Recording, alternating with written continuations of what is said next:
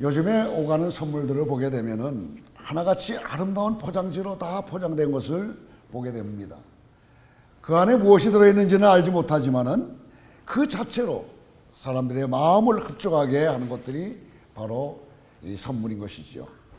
그러나 제 아무리 포장지가 좋다고 할지라도 포장 속에 그 물건이 좋은 것이 아니라고 한다면은 그 선물은 참으로 좋은 것일 수가 없을 것입니다. 그런데 그 선물을 이제 가만히 들여다보게 되면은 어떤 것들은 참 마음에 드는 것들도 있어요. 그런데 이제 포장지는 별것이 아닌 것을 이제 우리가 대할 때가 있습니다. 그러나 반면에 포장지는 아름답지만은 그 속을 들여다보니까 별거 아니에요. 그래서 이제 어떤 게임 같은 거 할 때에 큰 포장지에다가 이제 선물을 나눠주곤 하지 않습니까? 그 열어보게 되면 거기에 무슨 뭐 깡냉이 튄 거라든가 그런 것들이 있죠. 그래서 실망할 때가 있습니까? 예, 그럴 수가 있어요. 그래서 이 포장지라는 것은 어떻게 보게 되면은 가식이 많다고 이렇게 볼 수가 있는 것입니다. 어떤 그 선물들을 보게 되면은 그 속에 냄새가 나고 또한 형편없는 것들이 많이 있는 그러한 경우도 있는 것을 우리는 알게 됩니다.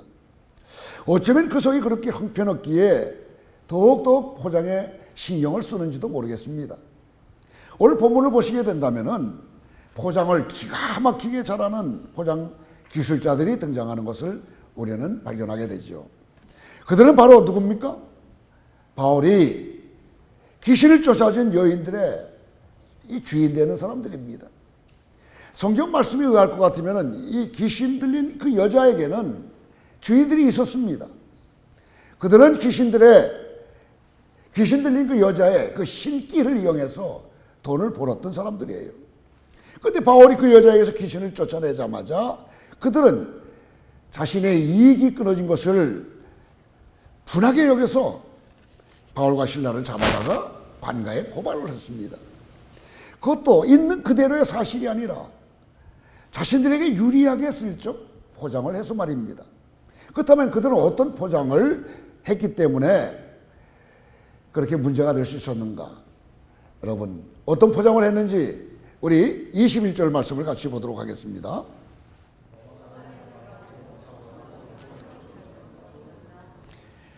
로마 사람이 우리가 받지도 못하고 행하지도 못할 풍속을 전한다. 그렇게 이야기를 했습니다. 실제로는 그들이 왜 이들을 고발했습니까? 조금 전에도 말씀드렸지만 자기의 이익이 끊어졌기 때문에 이들을 잡아다가 관가에 고발한 것인데 이 사람들의 그 주장은 다른 것이었어요. 로마인, 유대인 이렇게 표를 갈라가면서 유대인들이 로마인들에게 그 유해한 풍속을 전한다고 하면서 포장을 해서 고발하는 것입니다. 자신들의 이익, 즉 돈 때문에 바울과 실라를 고발했던 것임에도 불구하고 그들은 자신들이 마치 로마를 지키는 정의의 사도인 것처럼 어떤 진리와 나라를 수호하기 위해서 그들을 고발한 것처럼 거짓으로 포장을 했던 것입니다.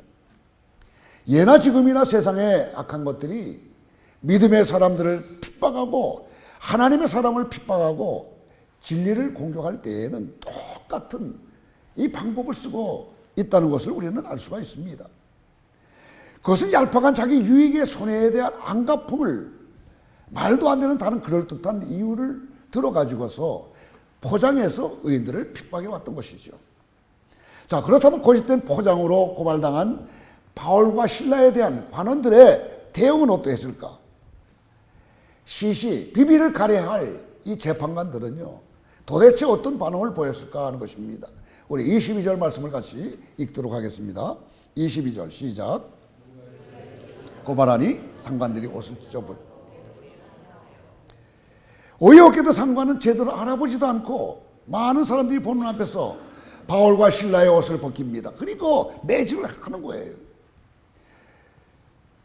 그 당시 관가는 아고라고 하는 그런 광장에서 공개 재판했기 때문에 수많은 사람들이 재판의 과정을 지켜볼 수가 있습니다. 그런데 그렇게 많은 사람들이 있는 앞에서 옷을 벗기고 매질을 했다는 것은 바울과 실라를 인격적으로 완전히 무시했다는 뜻이기도 하는 것입니다. 이렇게 바울과 실라는 재판 한번 제대로 받아보지 못하고 옷 벗김과 매질을 당한 후 다음 재판날까지 감옥에 처박히게 되는 것입니다. 감옥 속에서 바울과 실라는 많은 사람들 앞에서 강제로 옷 벗김을 당한 수치와 그 매질로 인한 육체적인 고통과 거짓에 의해서 고발된 자신의 상황으로 인하여 심한 억울함과 자괴감에 빠져 있을 수밖에 없었을 것입니다. 더구나 오로지 복음 전파를 위해서 빌립보에 왔는데 복음을 전파하기는커녕 앞으로의 상황이 어찌 될지 모르는 암담함으로 그들은 깊은 절망 속에 빠져 있었을 것입니다. 그야말로 그들은 감옥 속에서 불면의 밤, 분노의 밤, 고통의 밤, 두려움의 밤을 뜬 눈으로 하얗게 지새울 수밖에 없었을 것입니다. 그런데 오늘 성경을 보면은 이 바울과 실라에 대한 우리의 예상을 완전히 뒤엎는 일이 발생했던 것을 발견하게 됩니다. 그 일은 보통 사람들은 고사하고 일반적인 신앙인의 눈에도 이해할 수 없는 일로 다가왔습니다. 우리 16장 25절 말씀을 읽습니다.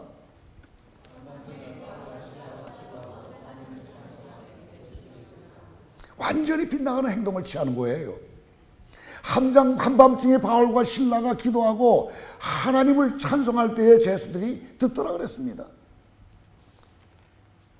이러한 바울과 실라에 대한 일반적인 반응은 이런 것일 것입니다.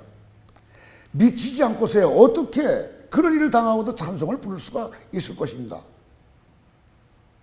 그러나 분명한 것은 바울과 실라는 절대로 미친 사람이 아니라는 것입니다.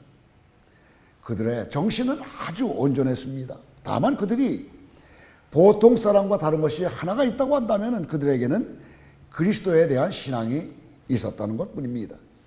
자, 그렇다면 이런 결론을 유출해낼 수 있을 것이겠죠. 참으로 억울하고 어처구니 없는 상황 속에서도 찬송을 부를 수 있는 사람이 바로 신앙인이구나 하는 그러한 것을 유출해낼 수가 있는 것입니다. 바울과 실라가 빌립보 감옥 속에서 결코 찬송을 부를 수 없는 상황에서조차 찬송을 부른 이해할 수 없는 일을 놓고 그동안 사람들은 다양한 이 설명들을 해왔습니다.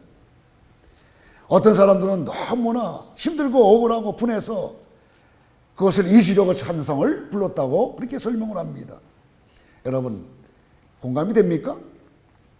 물론 지금 우리들의 입장이라고 한다면 공감이 갈 것입니다.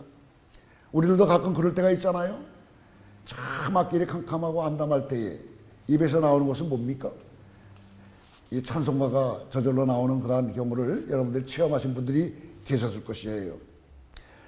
찬송과 관련해서 요즘 우리의 주변을 둘러보게 된다면 찬송이 너무나 다양한 용도로 사용되고 있다는 문제를 우리는 짚고 넘어가지 않을 수가 없습니다. 원래 찬송의 용도는 무엇입니까? 고통 가운데에서 힘들 때 그냥 푸념적으로 나오는 것이 찬송입니까? 그게 아니잖아요. 우리가 찬송을 하는 용도는 뭡니까? 단 한 가지죠. 주님의 이름을 높이며 하나님을 찬송하면서 그분을 영화롭게 하는 것 아니겠습니까? 그런데 오늘 찬송을 부르는 사람들을 보게 되면 이것을 악용하는 사람들이 너무나 많이 있는 것을 보게 돼요. 어떤 사람들은 찬송을 추는 데에 백뮤직으로 사용하는 그러한 사람들도 있습니다. 또 어떤 사람들은 이 찬송가 노래방을 만들어 가지고요 거기서 찬송가 연습을 하는 그런 사람들도 있어요. 한국의 찬송가 노래방이 있대요. 여러분들 가보셨습니까? 가보신 분이 한 분도 안 계신 것 같습니다. 그래서 거기서 찬송 연습을 막 하면서 무슨 경연대회에 있으면은 나와서 찬송가를 부르곤 한다는 그런 이야기가 있습니다. 여러분, 어떤 경우에도 찬송을 그렇게 잘못된 것으로 사용해서는 안 되겠죠. 또 어떤 곳에서 찬송을 군가로 사용하는 그러한 것도 있는 것입니다. 그러나 이러한 모든 것 중에 가장 최악의 경우는요, 교회에서 서로 싸울 때에 찬송을 노동가 부르듯이 부른다는 것입니다. 서로 파벌이 생겨가지고 한쪽에서 설교할 때에 다른 쪽에서 반대하기 위해서 찬송가를 크게 높이 부르면서 설교하는 것들을 방해하는, 그럴 때 사용되는 것이 찬송가가 되었다는 것입니다. 이게 얼마나 안타까운 일인가 하는 것이죠. 찬송은 오직 하나님을 높이고 찬양하는 데 써야 하는 것인데 그것을 가지고 설교를 방해한다는 것, 여러분 가당키나 하겠습니까? 그러니 오늘 본문에 나오는 바울과 실라는 이와 같은 다른 목적으로 찬송을 하지 않았다는 것이 확실합니다. 바울과 실라가 그냥 감옥에서 부른 찬송은 헬라어 언어가 정확히 묘사하고 있는 것처럼 힘논인 것입니다. 여러분, 힘이라는 것은 정말로 하나님을 찬양하는 것으로서 감격하고 감사하고 기뻐서 하나님을 찬송하는 것을 말하는 것입니다. 처음부터 바울과 실라의 마음속에 하나님을 찬양할 마음이 있어서 노래했는지는 모르겠습니다. 앞뒤 정황으로 봐서는 아마도 아닐 것입니다. 왜냐하면 25절 말씀을 보게 되면은 두 개의 헬라어 분사가 사용되고 있는데 하나는 플레잉이고 기도하는 것이고 두 번째는 싱잉이에요. 찬송했다 그랬습니다. 즉 처음에는 그들도 이 사람이기 때문에 그런 상황이 너무나 힘들고 억울해서 하나님께 이 상황을 어떻게 하면 좋겠습니까 하고 기도했을 것입니다. 하나님 어찌 이럴 수가 있습니까 하고 울부짖는 기도를 이제 시작하다가 그 기도 속에 하나님의 응답이 임하기 시작하면서 어느 순간에 기도가 찬송으로 바뀌었던 것입니다. 과정이 어찌 되었든 결과적으로 그들은 감사와 감격의 찬송을 불렀습니다. 이러한 감사와 감격의 찬송은 전혀 그들의 상황과는 어울리지 않는 것이죠. 그렇기 때문에 만일 그들이 신앙인이 아니라면 그들이 미쳤다고 밖에는 볼 수가 없을 것입니다. 그렇다면 어떻게 그들은 그런 참담한 상황 속에서도 기쁨의 찬송을 부를 수 있었던 것일까? 묵상하는 가운데에 하나의 대답을 찾았습니다. 그것은 딱 한 가지예요. 그것은 비록 그들의 상황과 문제는 참담했을지라도 그들은 그 상황과 문제에 대한 답을 알고 있었기 때문에 기쁨과 감격의 찬송을 부를 수가 있었다는 것입니다. 사랑하는 성도 여러분, 우리가 고통을 당하고 있다, 힘들다, 어렵다고 하는 말은 결국 우리의 삶이 문제에 봉착했다는 것을 의미하지 않습니까? 바로 문제들이 삶을 어렵게 만드는 것입니다. 더 그 문제들이 쉽게 풀리지 않을 때에 우리는 고통을 받게 됩니다. 그 문제에 대한 답이 보이지 않을 때에 그 문제가 해결되지 않을 때에 우리는 힘겨움을 갖게 됩니다.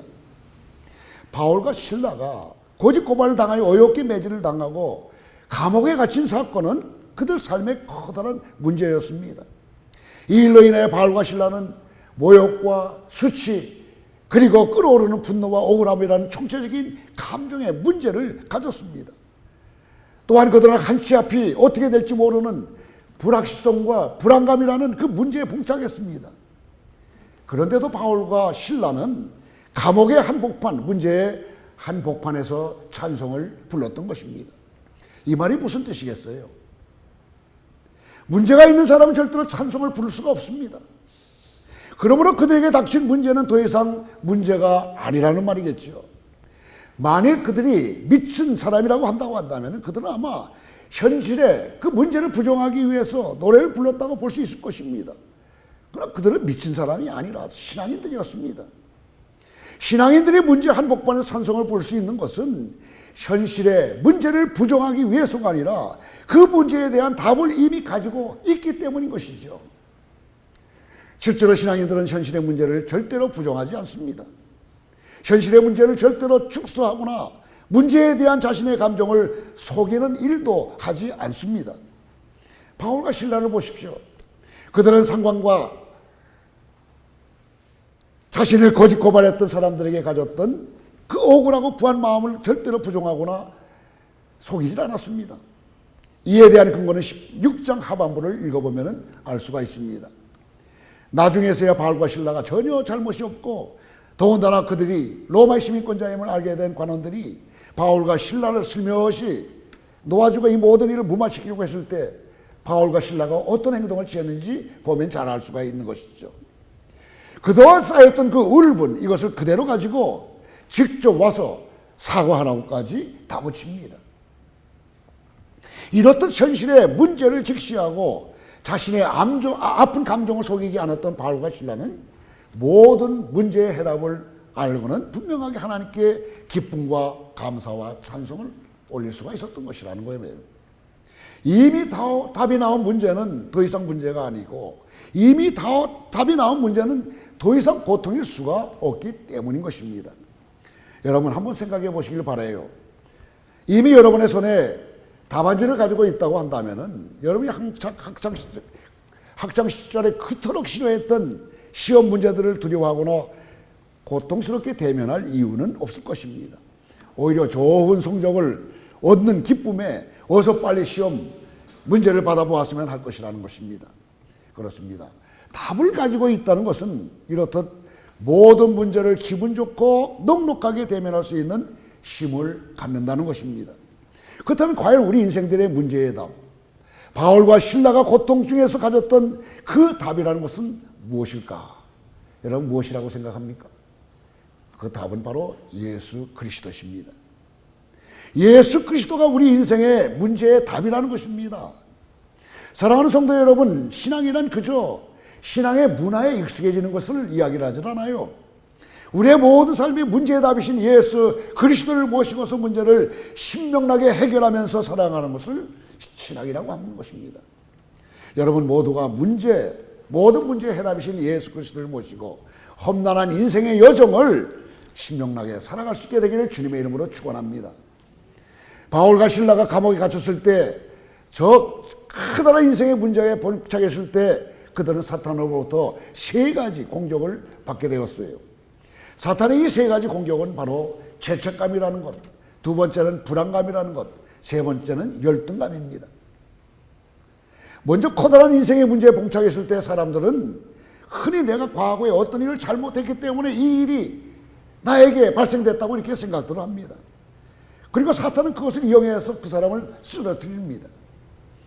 일단 우리가 죄책감을 가지게 되면 우리는 문제의 해답을 절대로 찾을 수 없고 결과적으로 하나님 또한 절대로 찬양할 수가 없게 되는 것이죠. 바울은 바로 이러한 사건에 대한 죄책감에 대해서 다음과 같은 대답을 제시합니다. 그것이 바로 로마서 8장 1절 말씀이에요. 8장 1절 말씀이 어떻게 시작되죠? 그러므로 예수 그리스도 안에 있는 자에게는 결코 정죄함이 없다 아닙니까? 여러분 예수 그리스도 안에 있는 자들에게는 지나간 날의 모든 잘못들, 죄책감에 빠질 필요가 없다는 거예요. 여기 앉아계신 여러분 모두가 과거에 어제까지도 어떠했든지 간에 그것은 상관이 없습니다. 정말 여러분들이 진정으로 그리스도 안에 있게 된다면 결코 정죄함이 없는 거예요. 이 세상의 법과 이 하나님의 법이 다른 것이 바로 그것 아니겠어요? 우리는 때로 얼마나 감사합니까? 나 같은 죄인 살리신 예수 그리스도의 은혜에 놀라와 이런 찬양을 하면서 하나님께 감격스러운 눈물을 흘리지 않습니까? 여러분 세상에서는 정치가가 되기 위해서 여기서는 어떻게 해야 되겠어요? 과거가 깨끗하지 않게 되면 정치도 할 수가 없어요. 근데 주 안에서는 과거는 묻지 않는 것입니다. 여러분 예수 그리스도 안에 답이 있는 거예요. 여러분 죄책감에 시달리지 않게 되기를 바랍니다. 언제나 우리는 그날 문제에서 벗어날 수 있어야 돼요. 그 대답이 바로 예수 그리스도십니다. 바울은 복음을 가지고 세상과 처절하게 싸움을 벌였던 한복판에서 이 로마서를 썼습니다. 엄청난 문제에 직면해 있었을 때 이 글을 썼던 것입니다. 이러한 싸움을 한복판 문제의 한복판에서 그는 자신을 정죄하고 자신에게 죄책감을 주려는 모든 사탄의 공격을 물리치고 예수 그리스도 안에 있는 자는 결코 정죄함이 없다는 답을 얻음으로써 어떤 상황과 어떤 문제 가운데서도 찬송을 부를 수가 있었던 것입니다. 예수 그리스도께서 우리를 정죄하지 않으시는데 그 누가 우리를 정죄하고 고발할 수 있겠느냐 하는 거예요. 여러분 과거의 잘못에 대한 죄책감에서 벗어나서 오직 예수 그리스도가 주시라는 자유함으로 모든 문제에서 벗어날 수 있게 되기를 주님의 이름으로 축원합니다.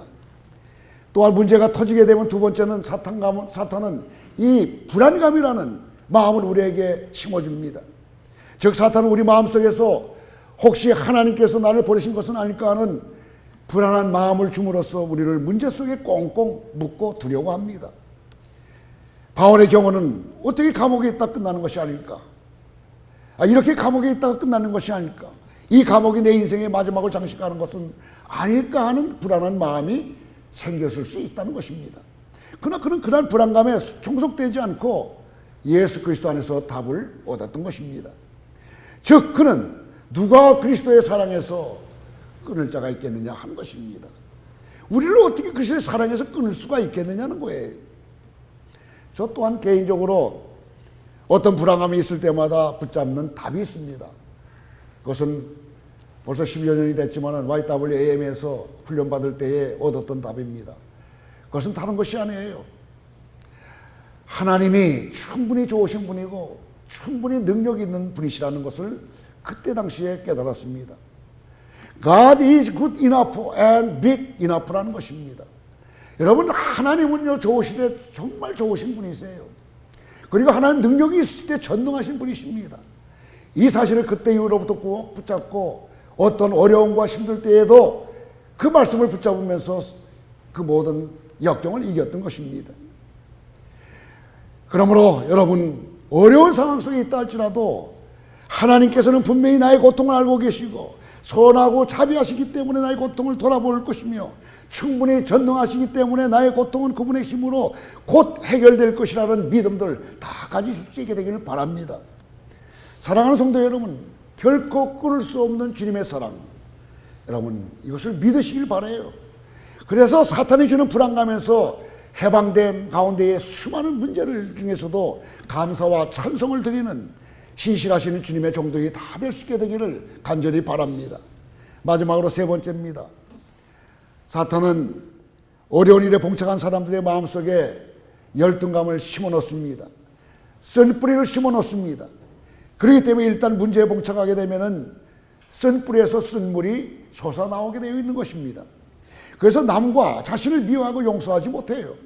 그렇다면 바울과 실라는 어떻게 자신을 모함하고 부당하게 대우했던 사람들을 용서할 수 있었겠습니까?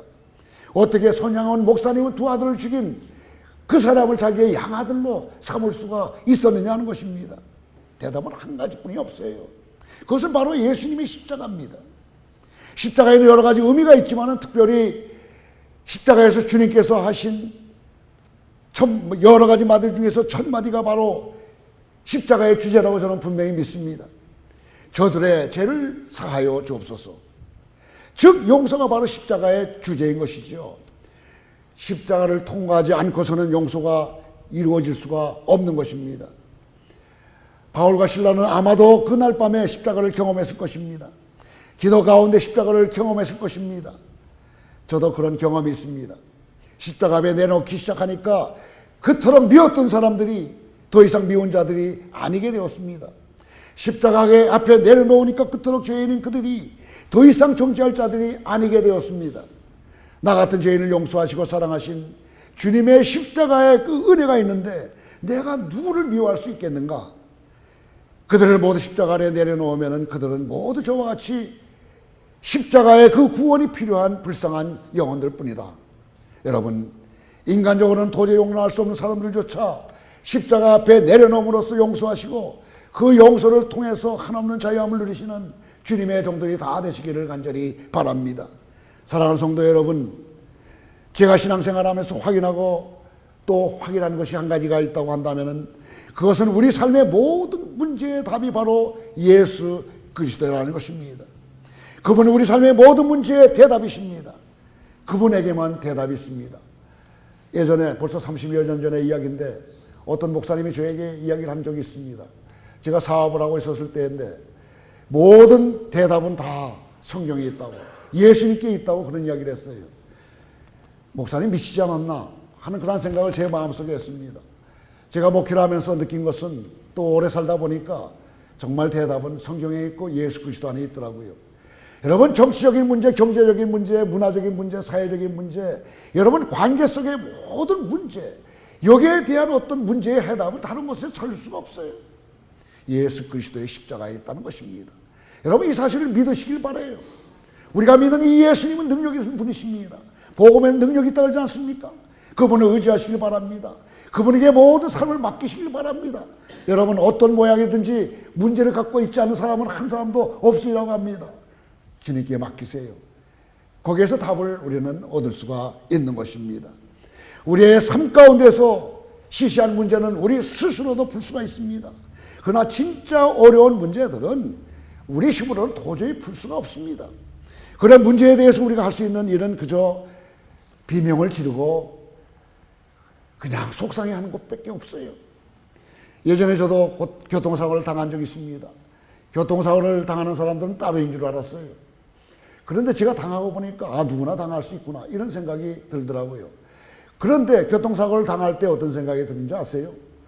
나도 당하네 이런 생각이 들더라고요. 여러분, 재간이 없는 거예요. 속수무책이 우리가 어떻게 할 수 있겠어요? 정말 커다란 문제는 우리가 얼마나 배웠든 얼마나 가지고 있든지 간에 상관없이 그저 속수무책으로 당하지 않을 재간이 없는 것입니다. 우리의 능력과 우리의 힘으로는 도저히 그것들을 또 해결해 낼 수도 없습니다. 예수 그리스도만이 모든 문제의 해답이신 것입니다. 그분 안에서만이 모든 죄책감과 불안감과 쓴뿌리, 즉 열등감이 해결될 수 있다는 것입니다. 이 해답을 분명히 가지고 있다면 우리는 그 어떤 상황 속에서도 바울과 실라처럼 기쁨과 감격의 찬송을 하나님께 올려드릴 수가 있을 것입니다. 그러므로 축원합니다. 모든 문제의 해답이신 예수 그리스도를 붙잡으시길 바랍니다. 그리고 어떤 상황 속에서든지 기쁨과 감사의 찬송을 올려드리는 모든 성도님들이 다 되시기를 주님의 이름으로 축원합니다. 기도하겠습니다. 사랑하는 주님, 복잡하고 연약한 우리 인생의 해답은 오직 그리스도 예수이심을 믿습니다. 그러하오니 주님이시여, 상황의 어려움이나 문제의 크기가 아니라 오직 예수님만 붙잡고 의지하면서 어느 상황 속에서도 기뻐 찬송할 수 있도록 우리를 인도하여 주시옵소서. 예수님의 이름으로 기도드리옵나이다. 아멘.